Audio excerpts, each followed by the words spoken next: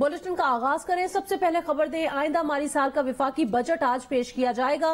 वजीर खजाना मिफ्ता इस्माइल विफाकी बजट पेश करेंगे। बजट के हजम का तखमीना तकरीबन 10,000 अरब रुपए मुकर्रर करने की तजवीज दी गई है।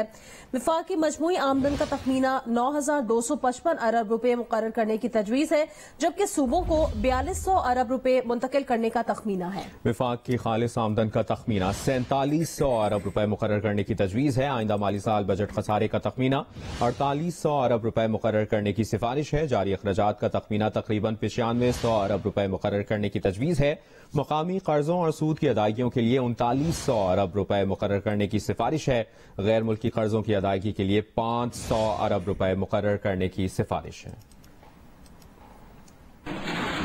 माली साल बजट 2022-23 मजमूई हजम 9,500 अरब रुपए के करीब होगा। हुकूमत ने बजट तजावीज को हतमी शक्ल दे दी। कर्ज और कर्ज पर सूद की अदायगी के लिए 21 अरब डॉलर मुख्तस किए जा रहे हैं। बैरूनी कर्ज की अदायगी के लिए 3500 अरब, जबकि मकामी कर्ज की अदायगी के लिए 700 अरब रुपए रखे जाएंगे। हुकूमत अगले माली साल के दौरान मुख्तलिफ जराये से 4,600 अरब रुपए कर्ज लेगी। सब्सिडी की मद में 650 अरब रखे जाने की तजवीज है। पेंशन की अदायगी के लिए 530 अरब और सिविल हुकूमत चलाने के लिए 550 अरब मुख्तस किए जाने का इम्कान है। वफाकी तरक्याती बजट का हजम 800 अरब रुपए होगा, जिसमें से 100 अरब रुपए प्राइवेट पब्लिक पार्टनरशिप का प्रोग्राम है। अगले माली साल का बजट खसारा GDP के 5% से कम तजवीज किया जा रहा है, जो 3800 अरब रुपए के बराबर बनता है। आइंदा माली साल 41 अरब रुपए के फंड्स की जरूरत होगी। 21 अरब मुल्की और गैर मुल्की कर्ज की अदायगी के लिए, 12 अरब डॉलर करंट अकाउंट खसारा पूरा करने के लिए, 8 अरब डॉलर ज़र मुबादला के ज़खायर बढ़ाने के लिए दरकार होंगे। FBI की टैक्स वसूलियों का हदफ 7,255 अरब रुपए तजवीज किया जा रहा है। नॉन टैक्स रेवेन्यू वसूली का हदफ 2,000 अरब रुपए के लगभग रखा जा रहा है। मजमूई तौर पर आमदन 9,000 अरब रुपए तजवीज की जा रही है। वफाक को कुल आमदन से 4,900 अरब रुपए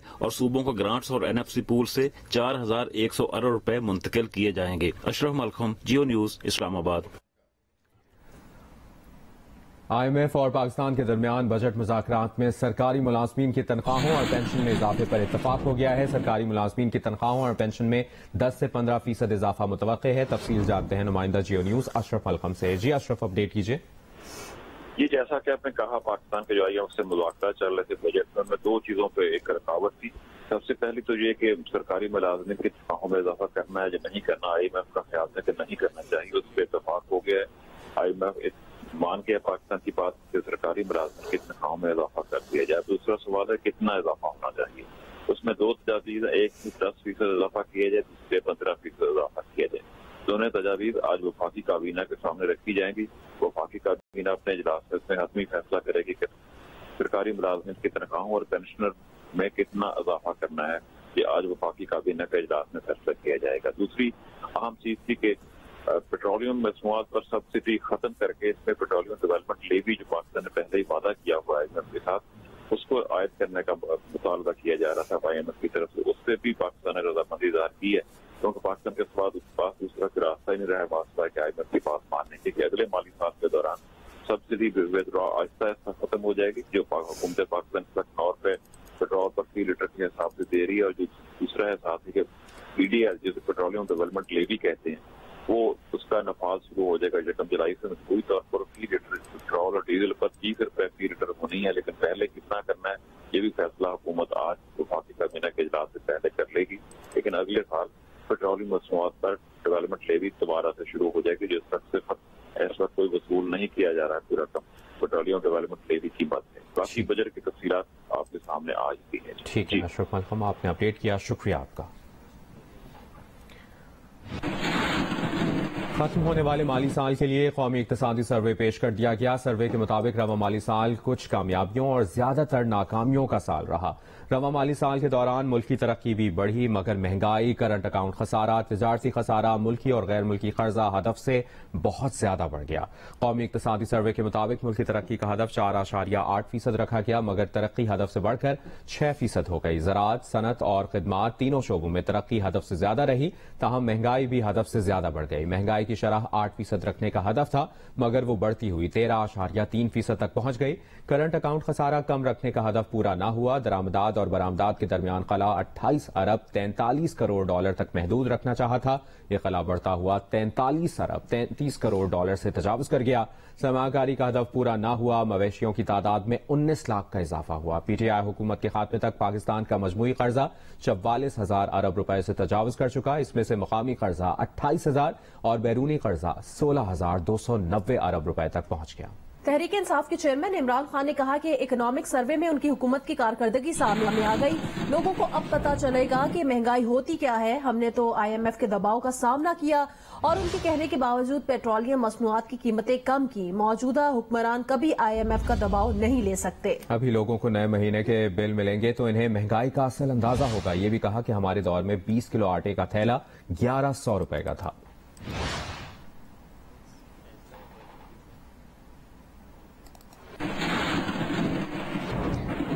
आज विफाकी हुकूमत की जानिब से साल 2022-23 का बजट पेश किया जा रहा है। आवाम की इस बजट से क्या तवक्कुआत हैं, ये बता रहे हैं स्वात से नुमाइंदा जियो न्यूज महबूब अली और मटियारी से अब्दुल रज़ाक मेमन। आज वफाकी बजट पेश किया जा रहा है। इस बजट से स्वात के बाशिंदों को क्या क्या तवक्कुआत वाबस्ता है, आइए इस हवाले से उनसे बात करते हैं। बजट में हमारे हुकूमत वक्त से ये मुतालबा है कि आवाम क्योंकि इस वक्त महंगाई के चक्के में पिस रही है और आवाम को रिलीफ दिया जाए। रिलीफ इस तरह दिया जाए कि घी, चावल, दालें और जो चीनी इसकी ज़रूरत है ज़िंदगी की जो भी अशिया है उसको सस्ते कर दिया जाए। तो मेरे हुकूमत वक्त से ये मुतालबा है कि वो बिजली की कम से कम रेट में सस्ती कर ले, इस तरह इंडस्ट्री को कुछ रिलीफ दे दें। स्वात के बाशिंदों का कहना है कि बजट में अमीरों पर जरूर टैक्स लगना चाहिए, तमाम आम तबके और गरीब लोगों को रिलीफ देना वक्त की जरूरत है। कैमरामैन मोहम्मद जुबैर खान के साथ महबूब अली, जियो न्यूज, स्वात। जी बिल्कुल, वफाकी हुकूमत की जानिब से आज बजट पेश किया जा रहा है। इस हवाले से मैं मौजूद हूँ जिला मटियारी के शहर हाला में। मेरे साथ शहरी मौजूद हैं, इनसे बात करते हैं कि आज ये बजट के हवाले से हुकूमत से क्या मुतालबा करें। बजट के हवाले से हम डीजल के बारे में बात करेंगे। बड़ा महंगा है, पेट्रोल बड़ा महंगा है, खाने पीने की अशिया, खुर्दनोश चीजें जो भी है बड़ी महंगी है। सस्ताई होनी चाहिए, बहुत महंगाई है, गरीब आदमी का जीना बहुत मुश्किल हो रहा है। जी बिल्कुल, यहाँ के शहरियों का कहना है कि वफाकी हुकूमत बजट में रिलीफ फराहम करके आम शहरियों की जिंदगी में जो बढ़ती हुई परेशानियां हैं वो कम कर सकती हैं। जी, गुज़श्ता रोज इंतकाल करने वाले रुकन कौमी असम्बली आमिर लियाकत हुसैन की नमाज जनाजा आज जामे मस्जिद अब्दुल्ला शाह गाजी में बाद नमाज जुमा अदा की जाएगी। मज़ार अब्दुल्ला शाह गाजी के अहाते में आमिर लियाकत हुसैन की कब्र की तैयारी की जा रही है। तफसीलात बता रहे हैं नुमाइंदा जियो न्यूज ज़ीशान शाह। जी बिल्कुल, मैं इस वक्त आपको रिपोर्ट कर रहा हूं उस मकाम से जहां पे आज आमिर लियाकत हुसैन की कब्र तैयार की जा रही है। मेरे साथी कैमरामैन अदनान अगर आपको ये मनाजिर दिखाएं कि ये वो मकाम है जहां पे इस वक्त आमिर लियाकत हुसैन की कब्र तैयार की जा रही है। ये अहाता अब्दुल्ला शाह गाजी के मज़ार में ये मौजूद है। इसके बिल्कुल बराबर में ही आमिर लियाकत हुसैन के वालिद और वालिदा की कब्रें मौजूद हैं, जबकि दूसरी जानिब उनकी साबिक अहलिया बुशरा इकबाल के वालिद की कब्र मौजूद है। आज इनकी बाद नमाज जुमा जामा मस्जिद अब्दुल्ला शाह गाजी में इनकी नमाज जनाजा अदा की जाएगी और फिर अब्दुल्ला शाह गाजी के मज़ार के अहाते में ही इनकी तदफीन अमल में लाई जाएगी। आमिर लियाकत हुसैन की साबका अहलिया सैयदा बुशरा कहती हैं मरहूम के वारिसीन अहमद और दुआ आमिर ने पोस्टमार्टम से मना किया है। नमाज जनाजा आज दोपहर और तदफीन हजरत अब्दुल्ला शाह गाजी के मज़ार के अहाते में की जाएगी। आमिर लियाकत दुनिया में नहीं रहे, लेकिन जब तक रहे खूब रहे। शोहरत की बुलंदियां भी देखी और यके बाद दीगरे तनाज़ात में भी घिरे रहे। उनकी उतार चढ़ाव वाली जिंदगी से मुतालिक देखते हैं कुर्रतुलैन की रिपोर्ट। आमिर लियाकत भी इन लोगों में से थे जिनके मुतालिक ये कहा जाए तो गलत न होगा कि वो आया, उसने देखा और वो छा गया। समाना तालिब इल्मी का फनी खिताबत और गुफ्तगू में महारत सारी जिंदगी उनके काम आई, लेकिन वही उन्हें तनाज़ात की तरफ भी ले गई। वो पाकिस्तान के मकबूल तरीन टीवी चैनल जियो पर प्रोग्राम आलिम ऑनलाइन पर नमूदार हुए और मकबूलियत की उरूज पर पहुँचे। अस्सलाम वालेकुम नाज़रीन, प्रोग्राम आलिम ऑनलाइन के साथ आमिर लियाकत हुसैन हाज़िर खिदमत है। इसी दौरान वो कौमी असम्बली के रुकन मुंतखब हुए। इन्हें वजीर मुमलिकत बराए मजहबी उमूर की जिम्मेदारी दी गई। वो सदर मुमलिकत जनरल परवेज मुशर्रफ के पसंदीदा तरीन फर्द माने जाने लगे। फिर टेलीविजन के रमजान ट्रांसमिशन को कामयाबी से चलाना भी इनकी पहचान बना और यही सब बातें इनकी मकबूलियत को चार चांद लगाती चली गयी। आमिर लियाकत जवानी में ही शोहरत की जिन बुलंदियों पर पहुँचे वो कम अफराद को ही नसीब होती है। لوگ یہاں میری محبت میں آتے ہیں، انعام کے لالچ میں نہیں آتے ہیں۔ حقیقت یہ جیو اور رمضان ٹرانسمیشن کی مقبولیت ہے، اس سے انعام کا کوئی تعلق نہیں۔ ایک طرف ان کی نجی اور ازدواجی زندگی میں مسائل ہونا شروع ہوئے، پہلی کے بعد دوسری اور پھر تیسری شادی نے گھریلو تنازعات کو جنم دیا۔ دوسری طرف سوشل میڈیا پر کچھ نامناسب باتوں نے بھی ان کی شہرت کو زبردست نقصان پہنچایا، خاص کر تیسری شادی کے بعد کی کچھ باتوں نے۔ میں غلط عورت تھی تو مجھے یاد کیوں کی تھی اس نے؟ نشے کرتا ہے، میں نے اس کو بولا کہ تم نشے ختم کر دو، یہ کہتا ہے میں پوری دنیا ختم چھوڑ سکتا ہوں، اس کو نہیں چھوڑ سکتا۔ اس طرح عامر لیاقت کو جو شہرت نصیب ہوئی وہ اسے باوقار انداز میں برقرار نہ رکھ سکے اور اسی حالت میں دنیا سے رخصت ہو گئے۔ افسوسناک خبر ہے کہ ایوان کے ایک معزز ممبر جناب عامر لیاقت کی ڈیتھ ہو گئی ہے ابھی۔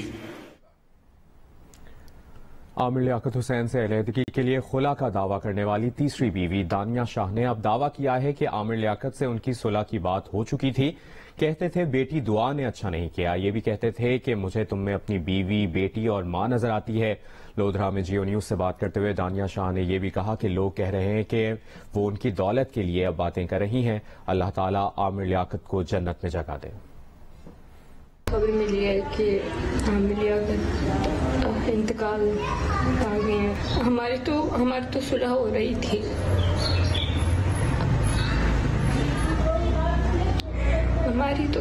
رہی تھی، مجھے نہیں پتا تھا کہ وہ ایسے مجھے چھوڑ کے چلے جائیں گے۔ میں ان کے پاس جانا چاہتی ہوں۔ پہلے تو میں بہت افسوس کرتی ہوں، اور دوسرا میں وزیر اعلیٰ پنجاب سے، وزیر اعلیٰ سے ریکویسٹ کرتی ہوں کہ مجھے آخری رسومات میں شرکت کرنے کی اجازت دی جائے اور مجھے سپورٹ دی جائے، مجھے شرکت کرنے کی اجازت دی جائے پلیز۔ ملتان میں آج پاکستان ویسٹ انڈیز کے درمیان دوسرا ون ڈے میچ کھیلا جائے گا، مزید بتا رہے ہیں نمائندہ جیو نیوز عمران چودھری۔ جی، ملتان میں پاکستان اور ویسٹ انڈیز کی ٹیموں کے درمیان 3 روزہ one day cricket match series کا آج دوسرا میچ کھیلا جائے گا۔ پہلا میچ جو تھا وہ پاکستان کی ٹیم نے انتہائی شاندار طریقے کے ساتھ جیتا، جس کے بعد آج کے میچ کی اہمیت جو ہے وہ شائقین کی نظر میں بہت زیادہ بڑھ گئی ہے، کیونکہ اگر آج کا میچ بھی پاکستان جیت جاتا ہے تو سیریز جو ہے وہ جیت جائے گا۔ اگر گرمی کی بات کی جائے تو محکمہ موسمیات کی جانب سے آج جو ہے وہ 45 ڈگری سینٹی گریڈ تک درجہ حرارت رہنے کی پیشن گوئی کی گئی ہے۔ اگر سیکیورٹی کی بات کی جائے تو پی سی بی حکام نے بھی ملتان انتظامیہ کی جانب سے ٹیموں کے لیے جو سیکیورٹی فراہم کی گئی ہے اس کو سراہا ہے۔ جی، پی ٹی وی نے لاہور ہائی کورٹ میں پی ایس ایل کے نشریاتی حقوق اے آر وائی کو دینے کے معاہدے میں بے ضابطگیوں اور بے قاعدگیوں کا انکشاف کر دیا۔ سرکاری ٹی وی نے تسلیم کیا کہ اے آر وائی کو نشریاتی حقوق دینے کے حوالے سے قواعد و ضوابط سے انحراف کیا گیا۔ پی ٹی وی کے وکیل نے کہا کہ وہ اگلی سماعت تک تمام دستاویزات پیش کر دیں گے۔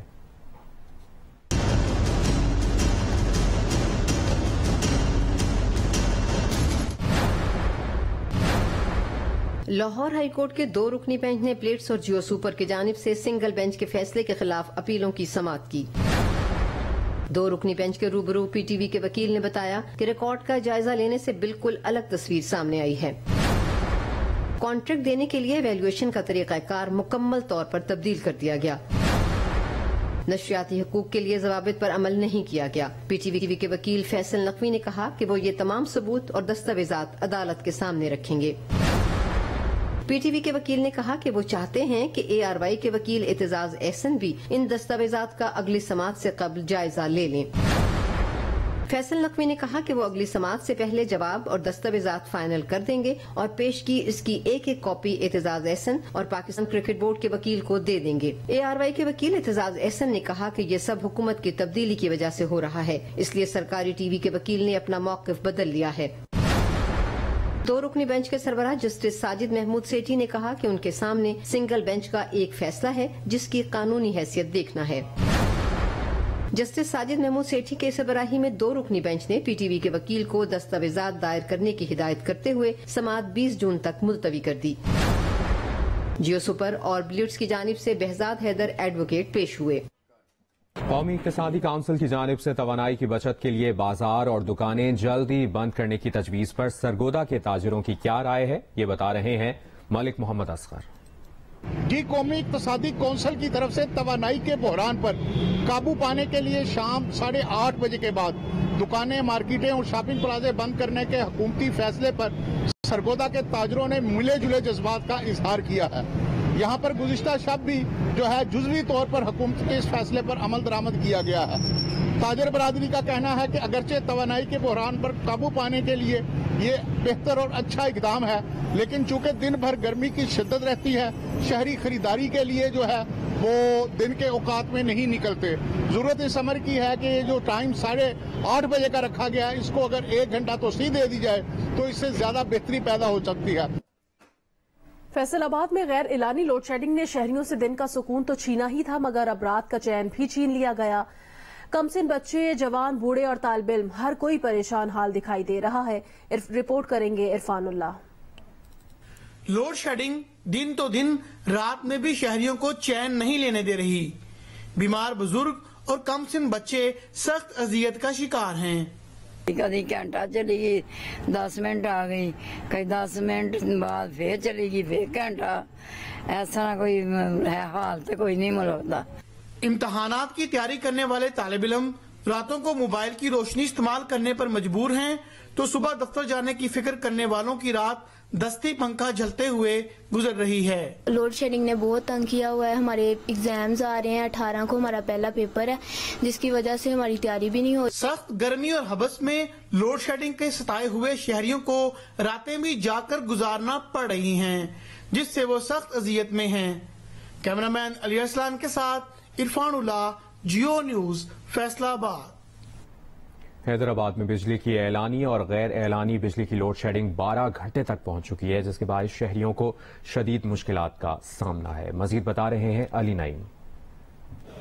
جی بالکل، حیدرآباد میں بجلی کے اعلانیہ اور غیر اعلانیہ لوڈ شیڈنگ کا سلسلہ 12 گھنٹوں تک پہنچ گیا ہے، جس کی وجہ سے شہریوں کو انتہائی مشکلات کا سامنا کرنا پڑ رہا ہے۔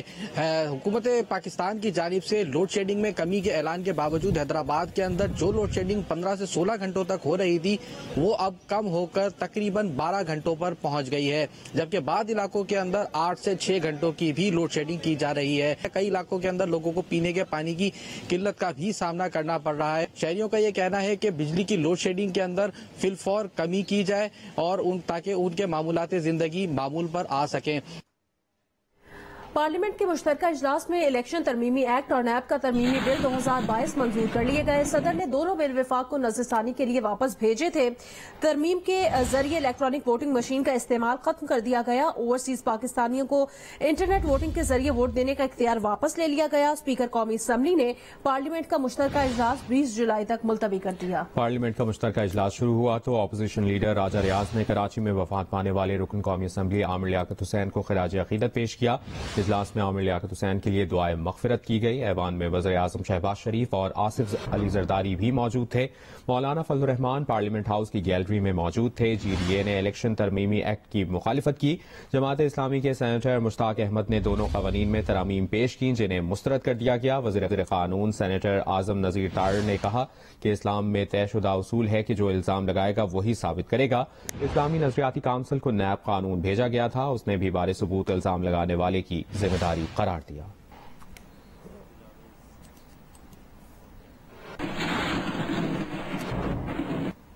سیون اسکائی انٹرٹینمنٹ کی ڈرامہ سیریل دل آویز اپنے ناظرین کی محبتوں کو سمیٹ کر رخصت ہو رہی ہے۔ ناظرین کے پیار کی طرح کیا دل آویز کو ملے گا اس کے رشتوں کا مان؟ جاننے کے لیے دیکھیے دل آویز کی آخری قسط آج رات 9 بجے صرف جیو پر۔ اپنوں کے بیچ رہ کر اجنبیوں کی طرح زندگی گزارنے والی دل آویز کی کہانی کی مصنفہ مدیحہ شاہد نے تحریر کیے تھے کئی امتحان۔ وہ صرف اس حویلی کی ایک نوکرانی ہے، اس کی حیثیت یاد رکھا کریں آپ۔ دل آویز مظہر معین کی ہدایات نے کبھی امیدوں کا حوصلہ بڑھایا تو کبھی کیا بے امان۔